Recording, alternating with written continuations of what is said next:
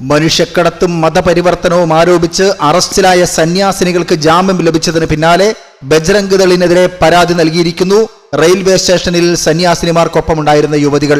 ബജ്രംഗ് ദൾ നേതാവ് ജ്യോതി ശർമ്മ ഉൾപ്പെടെ 25 പേർക്കെതിരെ കേസെടുക്കണമെന്നാവശ്യപ്പെട്ടാണ് പരാതി. നാരായൺപൂർ SP ഓഫീസിലെത്തിയാണ് പെൺകുട്ടികൾ പരാതി നൽകിയത്.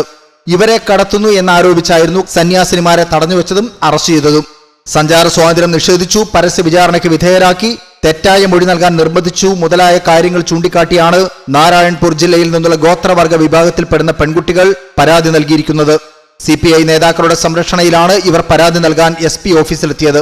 മതപരിവർത്തനമല്ല, ജോലിക്ക് വന്നതാണ് എന്ന് തങ്ങൾ ആദ്യം മുതലേ വ്യക്തമാക്കിയിരുന്നതാണ്.